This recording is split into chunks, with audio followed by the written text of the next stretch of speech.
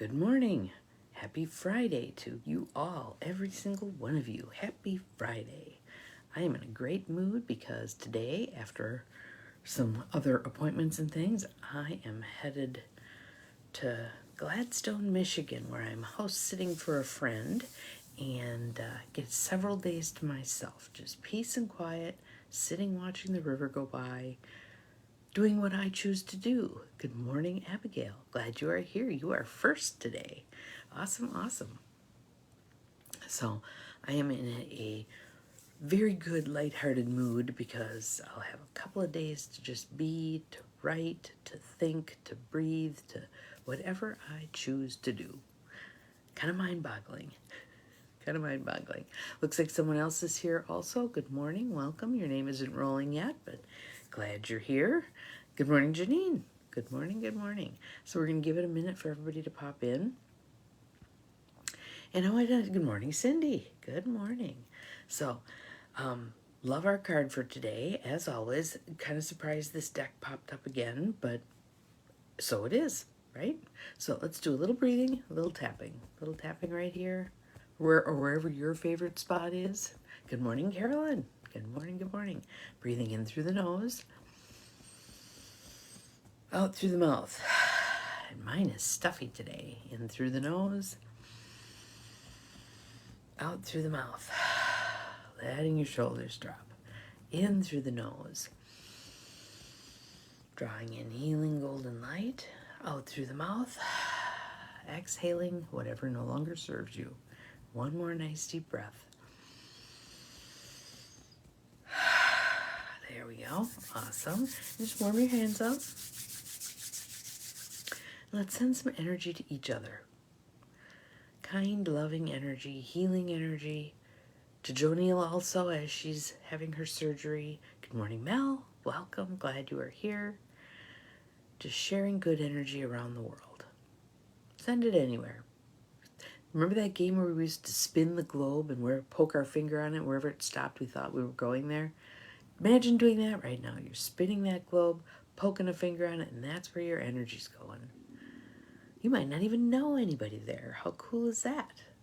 Just sending beautiful energy all around the world.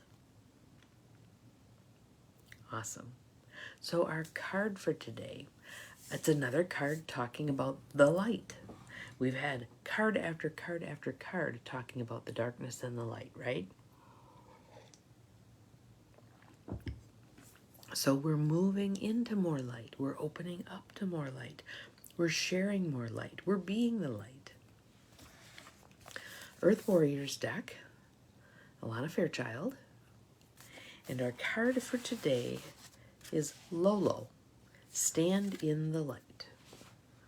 Isn't that a beautiful card? And look at that full moon. Perfect timing, right? Perfect timing. That is quite the moon. Quite the moon right now. And the peak was yesterday morning, but we're still bathed in that energy, right? So you can see the mountains at the bottom with the moon coming up. There's phases of moon all around. There's this beautiful moth, which we're going to learn about in the reading. Some sacred geometry going on, all kinds of beautiful things. So, one more nice deep breath. Exhaling and opening to receive. Stand in the light. You are unique. You are a divine and beautiful being. You stand apart from the crowd. Sometimes this evokes jealousy or desire in others who want to possess your light and beauty as their own. Ever had someone claim stuff that you created as their own? It's not a whole lot of fun. You need never fear another or believe that they can harm you. Excuse me, frog today. Allow yourself to be true to who you are. Do not try to hide your inner light and beauty. You are meant to be seen. And for those of us who have trauma history, the idea of being seen doesn't feel so good. It's kind of like, oh, I'm popping my head up out of the foxhole and who's going to take it off? Practice. Practice being seen a little more, a little more, a little more, and see what happens. Your soul is nurtured and protected by your love for the divine. In a reading, don't avoid the spotlight. Don't try to hide or dull your light to appease another or your fears. I was just reading something yesterday. Where was that? I don't remember where I read it. But it was an 80-something-year-old woman who voted for the first time. She had never voted in her life. Good morning, Chrissy. Glad you are here. Her husband, who's now deceased, did not feel any compunction to vote, and he didn't think she needed to either. She now decided she needed to. I thought that was a pretty important way to step into the light. Your divine light and beauty are meant to help others, and the only way that can occur is if you allow yourself to be and express it fully. Do not shrink from your magnificence when you feel challenged. Good morning, Cheryl. Glad you're here. Ooh, we're up to my magic number 8. Gotta love it. But listen to those words, right? Magnificence. That's a heck of a word. Then there's more in here that's like that. Listen for those words that are telling you how bright and beautiful you are. We've done a ton to dim our own lights. Time for that to end. Do not shrink from your magnificence when you feel challenged. Instead, step it up to an entirely new level of boldness. Do you feel comfortable applying the word bold to yourself? You have a gentle nature, but you are strong. If you have become obsessed with the beauty or power of another, it's time to come back to your own divine beauty, to unearth it, explore it, express it, and let it shine.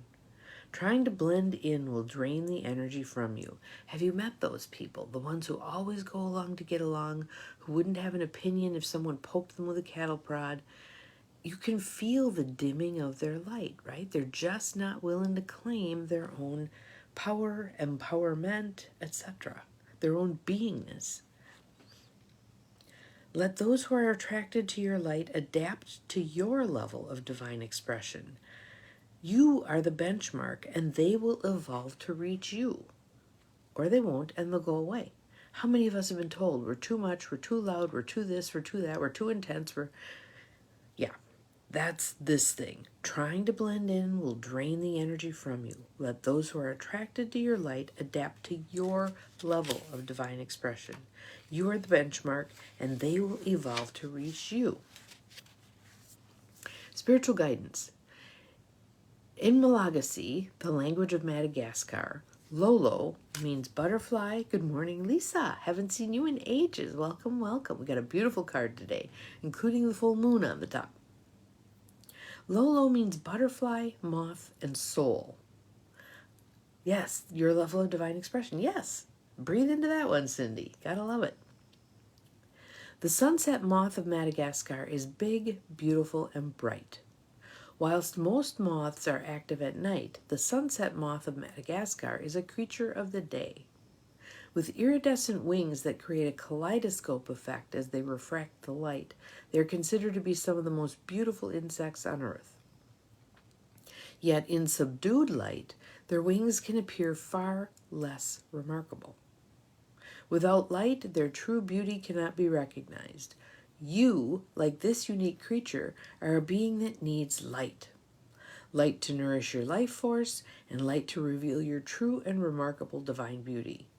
You are meant to shine your divinity in the world in the daylight, not hidden under the cloak of night for fear of how others might react. The bright colors and shape of the sunset moth's wings and their presence in the full light of day leads many to mistake these unique moths for butterflies. You too will find that people do not always realize who and what you are. They may mistakenly assume that your joy and beauty indicate that life has always been easy for you. Ha ha ha. Have you ever had anybody say that to you? I have. Well, your life has been so easy. You don't know me at all, person. They may fail to recognize the true depth of your soul and the experiences of darkness and struggle that you have overcome to become the vibrant, beautiful being that you can now be seen to be. During the daylight hours, the sunset moth can be seen flitting from one flower to another, feeding on nectar. They discern light waves and indicate a strong preference for white flowers, although not for specific plants. You are one of the rare souls who can find the light, the truth of light and love in any number of spiritual or religious paths, in any number of situations. It's not all paths lead to, or not one path leads to Rome. There's multiple paths to spirituality. There's multiple paths to get there. I was reading last night, I'm reading that anthology about women, and one of the women talked in there about being raised in a very secular home, but feeling that pull for faith, and at the age of 13, I think, getting hooked up with an evangelical church, which served her for a period of time. But when a friend of hers, who was 16, was killed in a car accident, the elders in the church said he had obviously gone to hell because he had not been saved and born again, blah, blah, and that was the end of her stint with that particular church. And what she realized was what she loved was the music, that her path to God was through the music. And so found other faith traditions that used music in that way as a path to God. So, let's see. You can recognize and be nourished by purity in many forms, be it a random act of kindness from a stranger, the unconditional love of an animal, a genuine blessing from a spiritual master, or a moment of simple beauty in nature. You can sense the true presence of love through evolved spiritual discernment. Some people are very good at just knowing what is of the light. The Madagascar sunset moths are very particular in their eating habits. They are attracted to the nectar of plants that other creatures tend to avoid because they cannot metabolize the toxins. For the sunset moth, however, what they are drawn to consume is not harmful to them. Instead, these moths become poisonous to predators by allowing their instincts to nurture themselves according to what suits them. Think about that. You as a divine being of God, what if you nurtured yourself according to what suited you? Let's pause on that one. That's pretty powerful. How many of us have spent a whole lot of time wrapping ourselves around what suits other people? What about pursuing what suits you? Even though it would not necessarily be right for another creature. Whatever nurtures and nourishes you and feels good for your heart, body, and soul is also what protects you. You don't need to do anything for effective protection other than place yourself in the divine beauty of what you love absolutely and completely. So here's the healing process. If you are concerned about negative attitudes or attacking behaviors from others for any reason, you can use this healing process to clear the fear and reinforce your divine sanctuary. And I'm going to add in another piece and send the beautiful light energy out to cover, address, cancel out, however you want to frame it, that negativity. Because we are steeped in it right now. Whole lot of negativity. The more a bunch of us can hold the light, it not only protects us, it protects others. Yes, exactly. We pick what suits us, and in doing so, we elevate ourselves. And in stepping into higher vibration, we serve the world. So, I want you to think about negative attitudes. I want you to think about the negative energy that's swirling around all of us right at this point. Then close your eyes and relax. Focus on the flow of your breath, in and out. Nice, deep belly breaths. Allowing yourself to go to your safe place, that space within that is healing for you. And imagine that you can drape yourself in a cloak of divine beauty, light, and glory. That's another big word, glory. Drape yourself in it. This cloak is as light as a feather, shining with endless iridescent shades of color that reveal the exquisite beauty of the divine.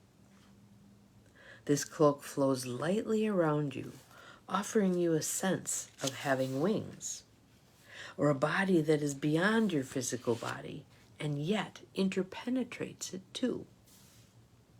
That body of light and color can breathe, as though it is lightly aerated all over. It can release anything that is not of love and shines forth a continuous stream of beautiful divine light in all directions. This light body can move freely, growing as large as you wish, taking any shape, any size, and any form that feels beautiful to your heart. Allow whatever your experience is to be. When you are ready, I'm going to read this to you first, and then we'll do call and response so that you can say it loud. But I just want you to hear it. Really soak this up.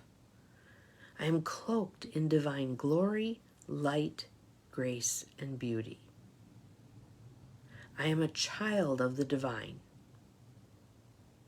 and I am protected in the sanctuary of absolute divine love, now and always.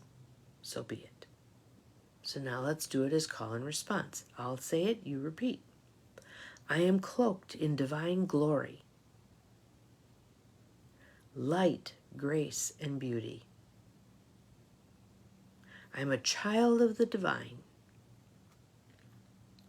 and I am protected in the sanctuary of absolute divine love, now and always. So be it. Dance, meditate, rest, or pray with your cloak around you now, and keep it with you for as long as you choose. You have completed your healing process. It reminds me of the invisibility cloak in Harry Potter. Whenever he seems to need to have access to it, somehow it's there. So just imagine being in that cloak, and it goes with you. Ah, there we go. A floating feeling and comforting tears. Just beautiful. Awesome. Wonderful.